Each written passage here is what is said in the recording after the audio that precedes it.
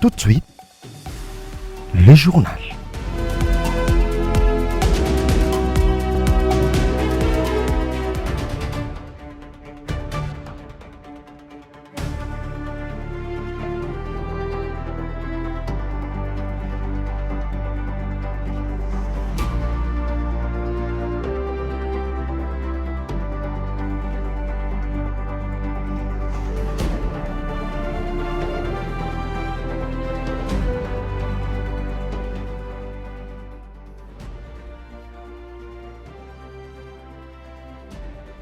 Merci de nous choisir pour vous informer. Madame, Messieurs, bonsoir à la une ce soir. Lancement ce vendredi à Kinshasa du manifeste de Kassangoulou. Ces documents d'engagement citoyen dressent un diagnostic de la crise en RDC et appellent à une mobilisation nationale pour le redressement du pays. Et puis, malgré les restrictions de l'autorité urbaine, l'opposition maintient sa marche du 8 juillet. Elle estime que manifester est un droit garanti par la Constitution et réaffirme sa détermination à mobiliser ses partenaires. C'est tout pour les titres.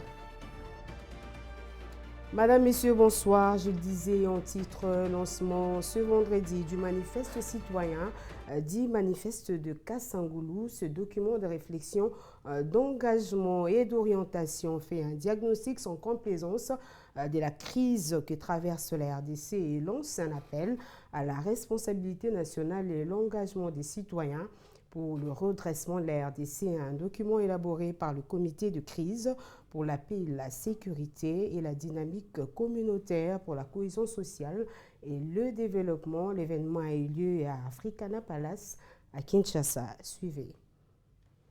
Eh bien, le manifeste citoyen est une réponse et un chemin à suivre pour le redressement et la refondation du Congo.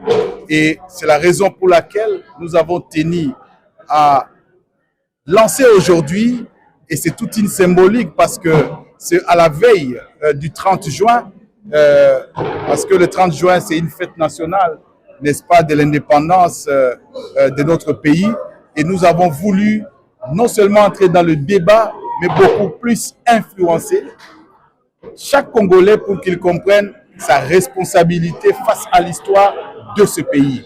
Et chacun doit jouer sa partition. Et le débat ne doit pas être un débat seulement de politique, de politiciens. Le Congo appartient à tous les Congolais, à chaque Congolais.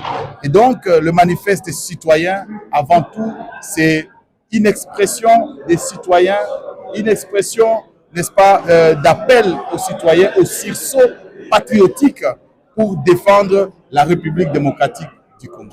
Eh bien, et le comité de crise pour la paix et la sécurité s'est également prononcé sur les débats autour du changement ou révision de la Constitution. Cette structure de la société civile affirme suivre ce débat avec vigilance et appelle au consensus avant de toucher aux articles verrouillés. On écoute Maître Patient Bachombe, coordonnateur du comité de crise pour la paix et la sécurité en RDC et président du bloc RDC. À ce qui nous concerne, nous savons que la révision de la Constitution est constitutionnelle. Mais nous pensons aussi que tout ce qui est en train d'être fait et qui n'arriverait pas à toucher toutes les provinces, n'arriverait pas à renforcer notre unité nationale, notre cohésion, ça pourrait nous amener à l'implosion. Nous pensons qu'effectivement, la Constitution reste cet outil, cet élément important, le premier d'ailleurs, à bâtir la cohésion. Le grand élément, le grand outil qui rassemble tout le peuple congolais, c'est la Constitution. Et donc, pour toucher aux articles verrouillés, parce que en réalité, c'est ça la problématique, nous pensons qu'il nous faut un consensus, parce que cet article ou ces articles ont été verrouillés par voie de consensus et pas par voie d'élection, et il n'y a que le consensus qui peut encore casser le consensus, parce que en droit il existe un principe de parallélisme des formes, et donc seul le consensus peut casser les consensus. Mais dans ces consensus, nous voulons imposer le manifeste citoyen comme un texte fondateur de tout ce qui va arriver au pays, qui donne des orientations et la vision que nous avons en tant que société civile, en tant que peuple, pour le renouveau de notre pays. Et à 2 semaines de la marche annoncée par la coalition Article 64 pour la défense de l'ordre constitutionnel, les leaders de l'opposition ont officiellement notifié le gouverneur de Kinshasa, une démarche qui intervient dans un contexte de tensions politiques et de restrictions sur les manifestations dans la commune de la Gombe. Suivez. La coalition Article 64 pour la défense de l'ordre constitutionnel, la C64, est passée à l'offensive à 2 semaines de la marche pacifique prévue à travers le pays avec un point de chute au Palais du Peuple à Kinshasa. Martin Fayoulou, Moïse Katumbi, Jean-Marc Kabound, Délice Sanga et Mata Tamponyo ont officiellement saisi le gouverneur Daniel Bumba, conformément à l'article 26 de la Constitution qui prévoit un régime de simple information pour les manifestations publiques. Selon leur correspondance, cette marche vise à réaliser l'attachement des citoyens au respect de la Constitution, à la défense de l'État des droits et à remettre un mémorandum au président Félix Tshisekedi. Un sit-in est également prévu au Palais du Peuple à partir de 9 h. Mais cette initiative se heurte déjà à plusieurs obstacles. La majorité présidentielle accuse l'opposition de préparer des troubles à l'ordre public. De son côté, le gouvernement a déjà déclaré la commune de la Gombe zone neutre pour les manifestations politiques, interdisant toute marche, qu'elle émane de l'opposition, du pouvoir ou de la société civile. Malgré les restrictions imposées par l'autorité urbaine, l'opposition maintient sa manifestation prévue le 8 juillet prochain. Selon Moïse Olamba, porte-parole adjoint du parti en vol des Délices Sanga, manifester est un droit garanti par la Constitution. L'opposition réaffirme ainsi sa détermination à tenir cette marche le 8 juillet. Écoutons Moïse Olamba, joint au téléphone par Deborah Wamba. Le 8 juillet 2026, le peuple va manifester jusqu'au palais de la nation pour exiger la démission de M. Tshisekedi. Il y a lieu de constater aujourd'hui que le combat du C64, la coalition de l'article 64, est un combat porté par le peuple lui-même. C'est le peuple qui est le souverain et il est la source de tout pouvoir politique. Donc nous sommes tous sans ignorer que la manifestation est un droit garanti par la constitution de notre pays. En août 2019, si nous avons encore une bonne mémoire, le mouvement citoyen a organisé un sit-in devant le palais de la nation. Nous voyons tantôt en France où il y a des citoyens également qui manifestent, voire même devant les champs des Élysées, à la Maison Blanche aux États-Unis d'Amérique également. Mais ici au Congo, lorsqu'il s'agit de voir l'opposition organiser une manifestation, même au palais du peuple, vous verrez à ces moments-là que la majorité viendra avec une idée selon laquelle ce site-là est inviolable. Alors que nous avons tous vu comment est-ce que les léopards ont été accueillis dans le même site, nous voyons les forces du progrès venir de temps à autre visiter les sites. Il est très étonnant encore, on voit comment est-ce qu'il y a certains pasteurs proches du régime qui viennent très souvent organiser leurs manifestations, voire même à caractère politique sur le même site. Je précise bien que le 8 juillet 2026, il ne s'agit pas là du C64 en tant que coalition politique, il s'agit là du peuple souverain qui viendra pacifiquement manifester et déposer son mémorandum pour dire à M. Tshisekedi qu'il a violé son propre serment, qu'il est en rébellion contre l'ordre constitutionnel et surtout qu'il a renié la base légale de son pouvoir et par conséquent, il est appelé à jeter l'éponge. Donc, le peuple congolais va manifester pacifiquement dans l'ensemble du territoire national et à Kinshasa particulièrement, tous les citoyens quitteront. Le gouvernement congolais accélère la recherche minière dans le Grand Kassai. Le ministre des Mines, Louis Watoum Kabamba, a lancé à Miabi les activités de prospection géologique du projet MICA, une initiative destinée à mieux connaître les sous-sols et à attirer de nouveaux investissements dans le secteur minier. Le point avec Enoch Katumbi. Le projet Mika pour mine des cuivres du Kasaï entre officiellement dans sa phase de prospection géologique. Le lancement a été effectué ce jeudi à Miabi, au Kasaï oriental, par le ministre des Mines, Louatum Kabamba. Issu d'un partenariat entre la MIBA, LBK Construction, Grec Resources, ces projets visent à explorer le potentiel minier du Grand Kasaï afin d'en faire un moteur de développement économique et social. Dans son intervention, le ministre a rappelé que cette campagne s'inscrit dans la vision du président de la République visant à renforcer la connaissance du sous-sol congolais, valoriser les ressources naturelles et mieux répartir les opportunités de croissance à travers le pays. Selon Louatum Kabamba, près de 90% du potentiel minéral de la RDC reste encore à découvrir. Il a en fait rappelé les communautés locales à accompagner cette initiative, présentée comme porteuse d'espoir pour le Grand Kasaï. Le jeudi 25 juin, le vice-premier ministre de l'Intérieur, Sécurité, Décentralisation et Affaires coutumières, Jacquemin Chabani-Louko, a procédé au lancement officiel du baromètre national des performances de la décentralisation et de la gouvernance locale, un outil destiné à évaluer et à suivre les progrès du processus de décentralisation à travers le pays, propos recueillis par MV Kabalo. Le baromètre national de performance de la décentralisation et de la gouvernance locale est un outil innovant. Mais innovant dans notre pays, pas sous d'autres cieux en Afrique, où il est déjà un outil d'aide à la décision.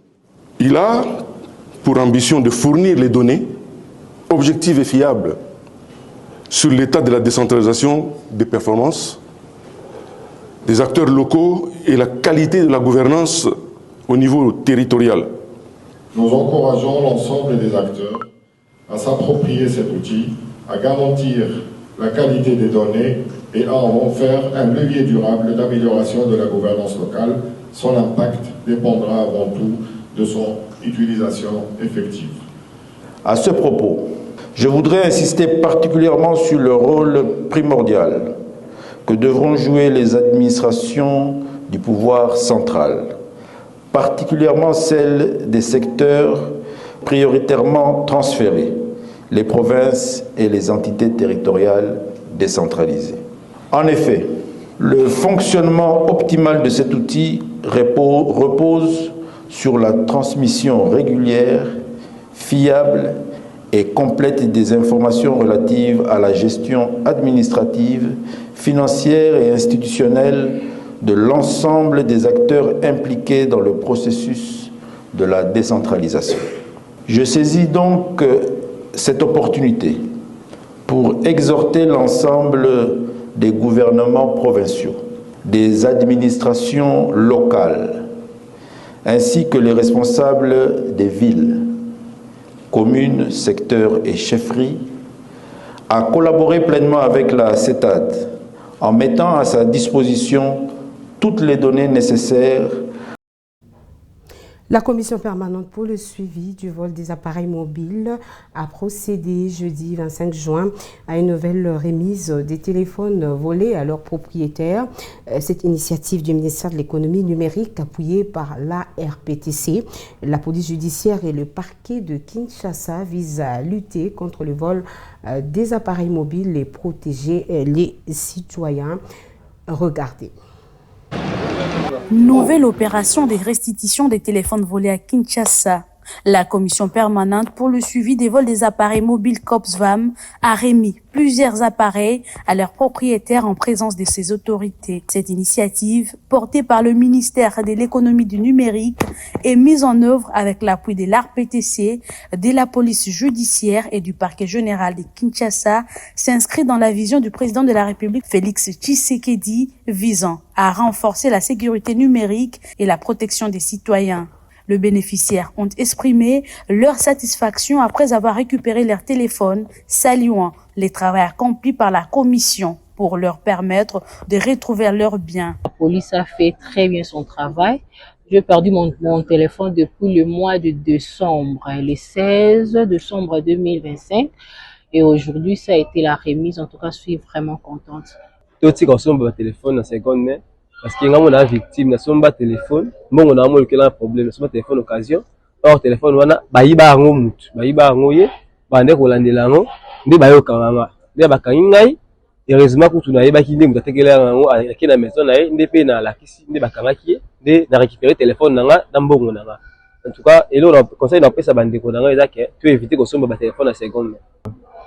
Et après je crois en février numéro ekomeli nga numéro inconnue déjà pour ça téléphone na répondre bango mpe bayeti bino bayokokanga ngai on a eu un poste expliquer mais qui boue par là j'ai compris que téléphone on me taper ça ngai après nga bakanga ngai depuis na bimaki na aidé ce que la police tout le kamoto a payé un téléphone voilà à un moment on a retrouvé téléphone pour on a foutu à la police moi on a récupéré. Merci beaucoup. Parmi les témoignages, on y trouve une victime qui a expliqué avoir acheté sans savoir un téléphone volé. Interpellée dans le cadre de l'enquête, elle a indiqué avoir été relâchée après avoir payé une amende. En tout cas, la paix merci à l'État congolais et puis à la police Nabiso, ndenge ba aider ngai na récupérer téléphone na bungisaki depuis le 8 mai na kozonga na ndako nde bibi ba yelaki nga na mutuka nazaki na volant ba beti juste à côté bazaki mibale moko ba beti à côté et puis oazaki côté a récupérer téléphone depuis le 8 mai et puis na outi ko récupérer ngo lelo. Merci vraiment à la police. Les autorités de la COPSVAM rappellent que le dépôt de la plainte est entièrement gratuit. Elle invite également la population à acheter les téléphones uniquement auprès des revendeurs agréés afin d'éviter les recels et d'éventuelles poursuites judiciaires. Dans un autre registre, la formation des formateurs en soudage spéciaux a été officiellement lancée le jeudi 26 juin à Matadi, portée par l'Institut national de préparation professionnelle. Cette initiative vise notamment à renforcer les compétences techniques des formateurs pour mieux répondre aux besoins du secteur industriel. C'est ce que nous dit Sandrine Fondi pour plus des détails. Le directeur provincial de l'Institut national de préparation professionnelle Ville de Matadi, Zéphirin Zola, a procédé au lancement officiel de la formation des formateurs en soudage spéciaux. Cette session met l'accent sur les techniques avancées des soudages, les normes de sécurité, les applications industrielles ainsi que la certification professionnelle afin de renforcer les compétences de participants. Dans son intervention, le directeur provincial de l'INPP Matadi a souligné l'importance de cette initiative pour répondre aux besoins du marché de l'emploi, notamment dans les secteurs de l'industrie, de l'énergie et des chantiers navals. Donc vous êtes venu ici pour la formation, prenez tout votre temps rien que pour cette formation, de cette sorte que quand vous rentrerez chez vous. Il a, par cette même occasion, invité les formateurs à mettre à profit cette formation pour transmettre un savoir-faire de qualité aux apprenants et contribuer au développement économique et technologique de la province du Congo central. On va parler santé. Après l'épidémie d'Ebola dans l'est de la RDC, le choléra frappe à son tour le Kwango. Officiellement déclaré dans la zone de santé de Popokabaka, l'épidémie a déjà fait du décès. Depuis le 24 mai, les autorités appellent la population au strict respect des mesures d'hygiène pour freiner la propagation de la maladie. Le reportage d'Abigail Obo. L'épidémie de choléra est officiellement déclarée dans la zone de santé de Popokabaka, située dans le territoire éponyme dans la province du Kwango. La maladie a déjà fait 10 décès depuis le 24 mai dernier. Sur les 136 cas rapportés, 3 des 11 échantillons prélevés ont été confirmés positifs par l'Institut de recherche biomédicale INERB. Le gouvernement provincial du Kwango, qui a fait la déclaration officielle jeudi, a recommandé plusieurs mesures d'hygiène et de prévention afin de lutter contre la propagation de la maladie. Il s'agit notamment du lavage régulier de mains avant et après le repas, ainsi qu'après l'usage de toilettes, de la consommation d'eau potable ou traitée, de l'utilisation et du maintien en bon état de propriété des latrines et de l'environnement, ainsi que de la bonne cuisson des aliments avant leur consommation. L'exécutif provincial a mobilisé le service chargé du maintien de l'ordre public afin de veiller à ce que les aliments vendus ou produits soient bien couverts. Popo Kabaka fait partie des territoires endémiques de la province du Kwango. En juin 2025, les autorités locales avaient déjà déclaré une épidémie de rougeole. La région figure parmi les zones touchées. Outre la rougeole, la fièvre typhoïde compte parmi les maladies régulières signalées dans cette partie de la province du Kwango. Dans un autre volet de l'actualité, les journalistes et femmes des médias ont participé du 25 au 26 juin 2026 aux travaux organisés par la section genre de la MONUSCO à Kinshasa sous les thèmes pour un journalisme inclusif, moteur de paix et de stabilisation. Cette formation a été sanctionnée par la remise des brevets à tous les participants. Les commentaires de Cobrine Bombola. Sous l'initiative de la MONUSCO, les journalistes et les femmes de médias, en particulier sur les questions de genre, ont été formés et accompagnés dans l'intégration de la perspective de genre et de l'agenda Femmes, paix et sécurité dans le récit médiatique sur le conflit en RDC. De la théorie à la pratique, à travers un laboratoire éditorial, les participants ont conçu des reportages, des émissions, des capsules numériques et des articles mettant en lumière les femmes, non plus uniquement comme des victimes de conflits, mais comme des sources d'expertise, des médiatrices, des négociatrices et des actrices de la transformation de leur communauté. Aujourd'hui, aucun média ne parle de personnes vivant avec handicap, ni leur travail transversal sur l'entrepreneuriat. Bannir le journalisme d'opinion, rendre l'information attractive vis-à-vis des lecteurs, produire des sujets compétitifs et privilégier la documentation. Chemina vers une plénière de clôture et l'adoption de la charte de médias pour un journalisme inclusif et de paix. Une remise de certificat a été réservée à la fin pour le participant. Ce journal est terminé, mais avant de nous séparer, voici le rappel des titres. Lancement ce vendredi à Kinshasa du manifeste de Kassangoulou. Ces documents d'engagement citoyen dressent un diagnostic de la crise en RDC et appellent à une mobilisation nationale pour le redressement du pays. Enfin, malgré les restrictions de l'autorité urbaine, l'opposition maintient sa marche du 8 juillet. Elle estime que manifester est un droit garanti par la Constitution et réaffirme sa détermination à mobiliser ses partisans. Voilà ce qui vient complètement boucler cette session d'information sur Bravo Télévision. Merci de l'avoir reçu chez vous. Bon début de week-end chez vous. Au revoir.